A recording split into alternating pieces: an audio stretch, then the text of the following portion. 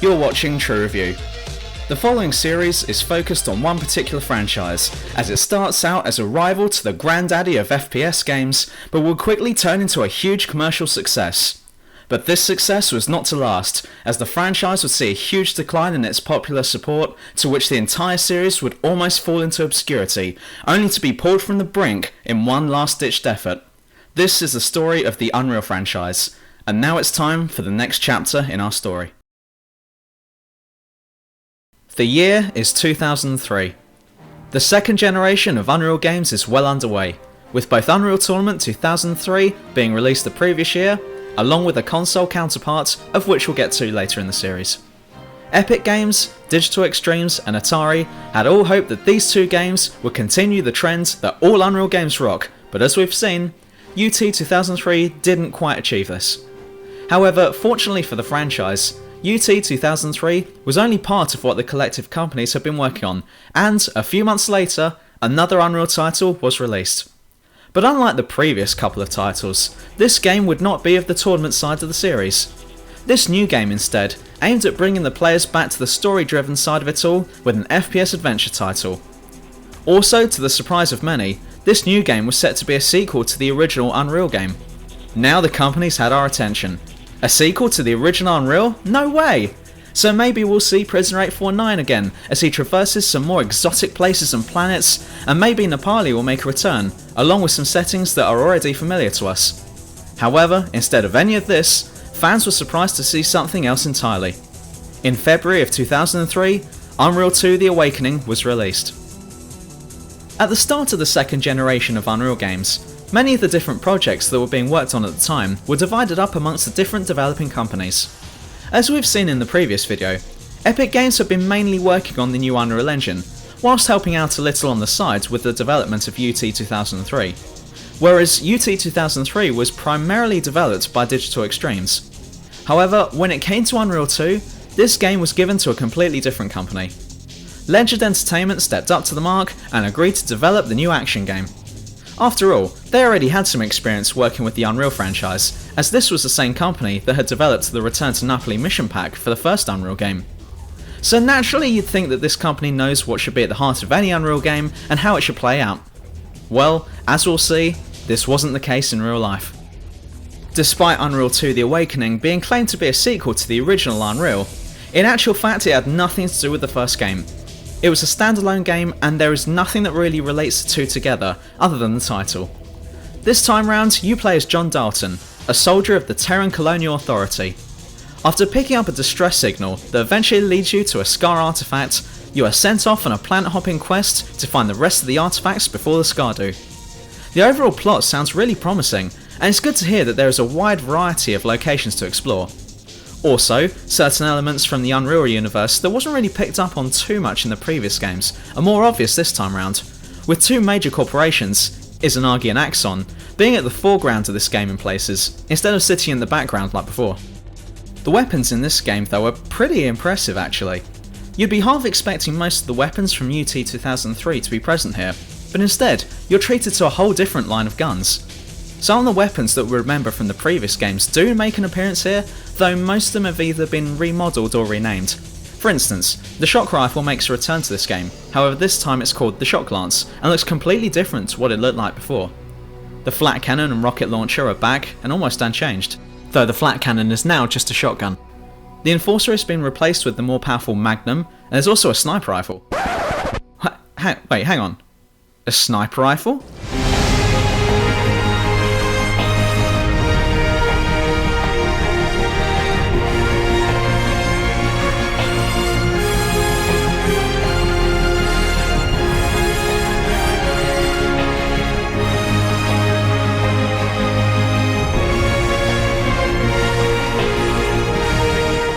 I finally have a sniper rifle! And it works too! No longer do I have to put up with that fucking lightning gun piece of shit.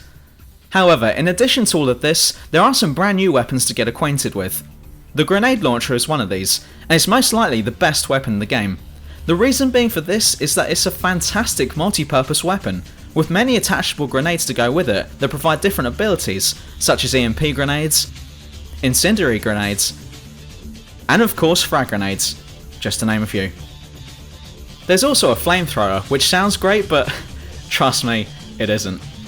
Remember the flamethrower in Far Cry 3? Yes, I know Far Cry 3 was released like 10 years after Unreal 2, but what I'm getting at is that Far Cry 3 got the flamethrower right. It couldn't have been done any better than it was. The flamethrower in Unreal 2, on the other hand, is completely opposite.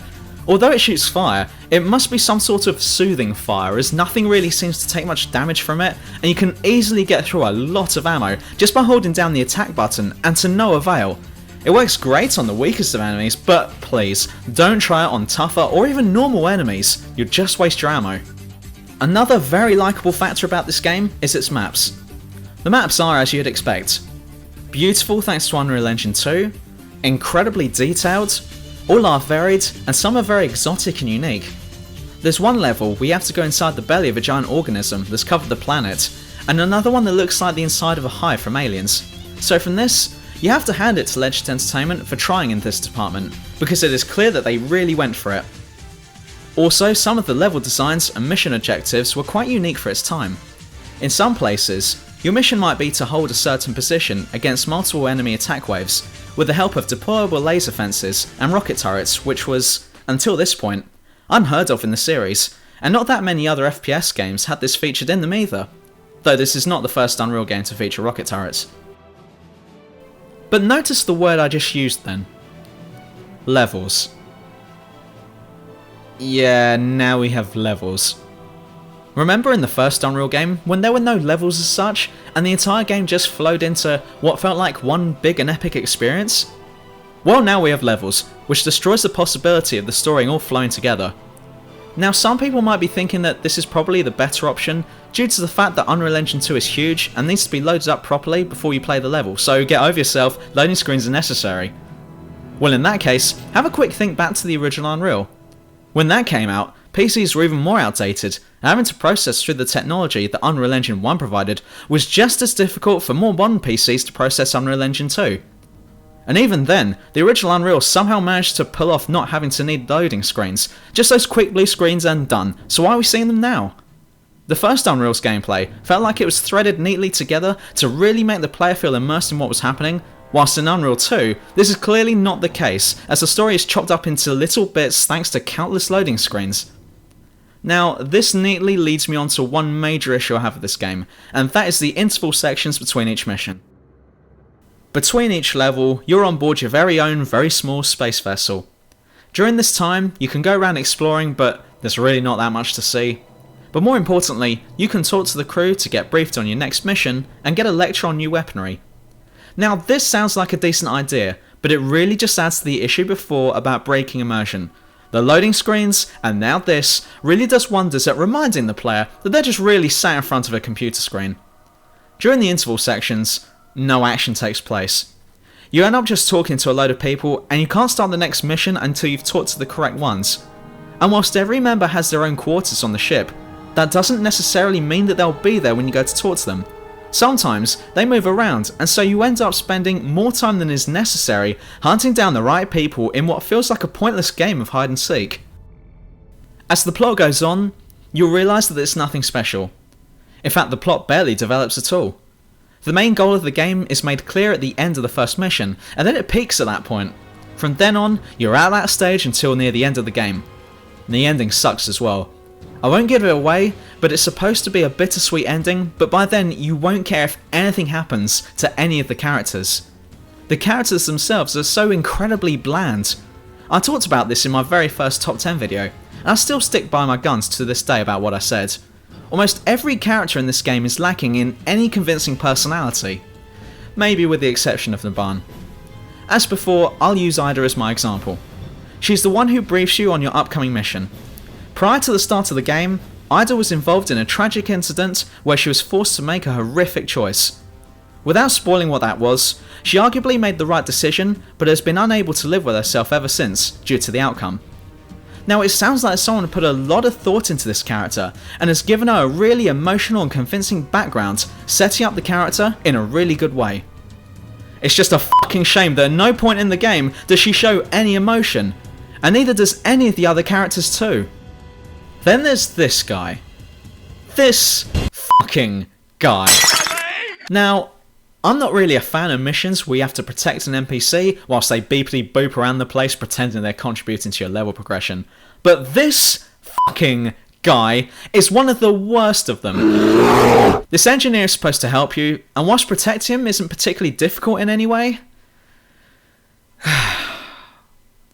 he doesn't stop being a bitch the entire time he's in your company. He'll take every opportunity to put you down by complaining about whatever the f*** he feels like bitching about. How about a little serving and protecting over here? Can't you try reasoning with them? I'm getting kinda hungry. What's taking so long? Do you have to make such a mess?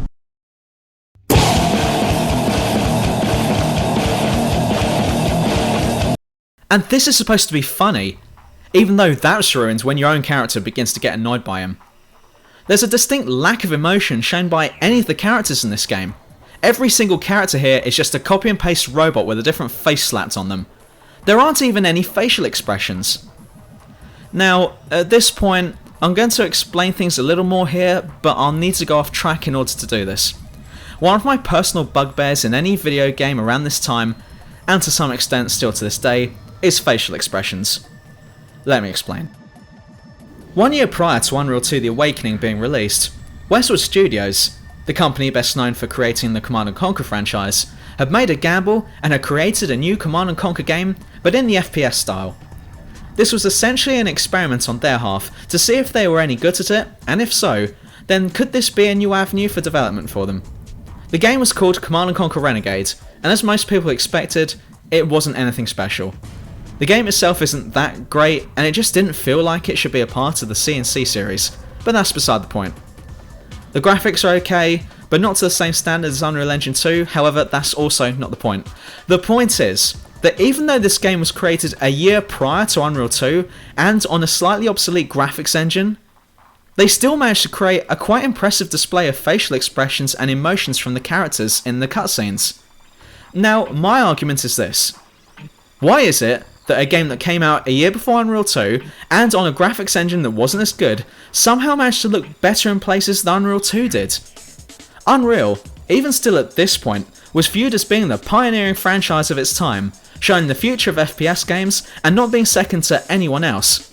However, in this case, as in with regards to the facial expressions aside of things at least, they were beaten by someone else, and it gives me personally the impression that someone in Legend Entertainment got lazy here. I am Bender, please insert girder. From everything we've seen about this game so far, it's not surprising that it didn't do too well in the charts. Much like UT 2003, this game was nothing really special, and if I'm going to be honest, this game for me personally is the worst in the series. Again, this may be because I'm comparing it to all the previous Unreal games, but this one was really lacking in everything except graphics and guns. And some of you might be writing me hate mail as I say this, but come on, this is just opinions here. On its own, this game could be seen as okay, I guess. It really had a go at trying to be creative and unique, but ironically enough, this isn't the impression that it gives off. It feels lazy and uninspired. But hey, you shouldn't be comparing these games together, as they're meant to be played separately. Well, that's not entirely true. Remember that Unreal 2 The Awakening was proclaimed to be a sequel to the original, so right there, we have grounds to compare the two. And to be honest, I'm sorry, but if this game isn't supposed to be compared with other Unreal titles, then don't go fucking putting the word Unreal into the title! It was seen to be that the biggest issue that was raised by both the gaming community and Atari themselves was that this game lacked a multiplayer of any sort. This is actually quite unheard of with regards to Unreal games, and in fact, every Unreal title that had been released prior to Unreal 2 The Awakening included some form of multiplayer, whether it was separate from the single player mode, like in the original Unreal, or if the game itself was basically one big multiplayer game, like with every other Unreal title. Without a multiplayer mode, there was very little replay value to be found in Unreal 2. Eventually, Legend Entertainment caved in. They went back to the drawing board and began to work on what would eventually become a multiplayer expansion pack called Expanded Multiplayer. This expansion pack wouldn't see the light of day until nearly 1 year after Unreal 2's original release, and only a few months before Unreal 2 was made available on the Xbox. However, something unexpected happened during development. Although most of the new expansion had been completed, Legend Entertainment had yet to add the finishing touches. On the 16th of January 2004, Legend Entertainment was shut down. Although no official reason was given as to why this was, Atari did state that the action was necessary and that it was just business. In other words, Atari was saying, "They're dead, move on." And this was exactly the public's reaction to this. No one really cared that Legend Entertainment was no more, as no one really saw them as the main developers to the franchise. Losing Legend was like having your appendix removed. Nothing would happen as a result. But now Atari had the almost completed product in their hands, and after weighing up the pros and cons, they decided that it was good enough as it was. The expanded multiplayer was released. The expansion was released purely as a downloadable pack for those who already owned a copy of Unreal 2. However, a special edition was later released which also included the expansion in it. So what can be said about the expansion pack? Is it worth it? Well, for a free add-on to Unreal 2? Nah, it's still not worth it. It wasn't exactly bad, but it could have been so much more. The expansion only includes one type of gaming mode, which is basically an expanded form of Capture the Flag, though now you're capturing 4 artifacts instead. The map sizes are quite large, which is a good thing, and the graphics are also as good as in the main game.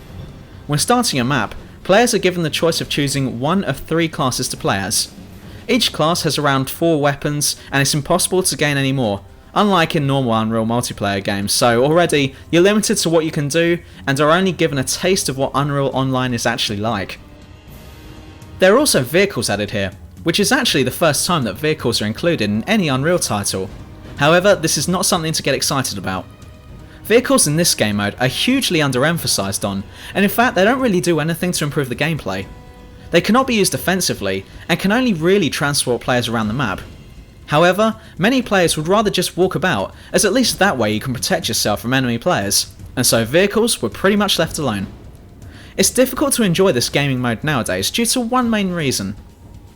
No one really plays it anymore. The Unreal 2 expanded multiplayer servers are emptier than Paris Hilton's brain. There's nothing that's more of a turn-off than logging onto a server only to find that you're the only one on it, and the fact of the matter remains that there are far more entertaining multiplayer games out there.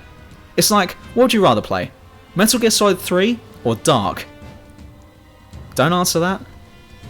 Hell, players found that if they wanted to play a good multiplayer game, then they're better off going back and playing the first Unreal tournament, instead of playing Unreal 2 expanded multiplayer. But the main issue with this part of the game, ironically, is the same issue that Legend Entertainment had originally tried to combat. Unreal 2 was seen to have almost no replay value, and so expanded multiplayer was supposed to resolve this issue. However, it did not manage to achieve this goal, and in fact, it could easily be said that the expanded multiplayer itself has little to no replay value as well. With all this put together, it's easy to see why many people, including myself, see this title as the worst game in the series. As such, Unreal 2 The Awakening did not do too well commercially, and wasn't exactly welcomed with open arms by fans of the series. Instead, Unreal 2 joined its older brother, that being UT 2003, as well as the Xbox port, in reducing the popularity of the franchise. The series had hit an all-time low, with many fans completely abandoning the franchise for good. A lot of people, now seeing what the second generation of Unreal games had in store for them, decided that enough was enough, and thus the franchise went into a rapid decline. Gone were the days where this franchise was at the height of its power, being considered one of the best franchises around. Now it struggled to maintain a good reputation, and thus the dark age of Unreal games was at its strongest point.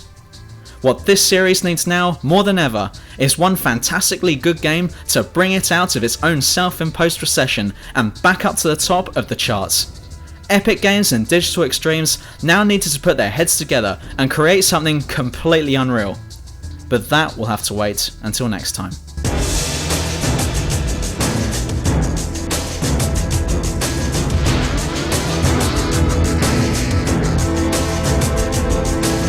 Hey everyone, True Review here.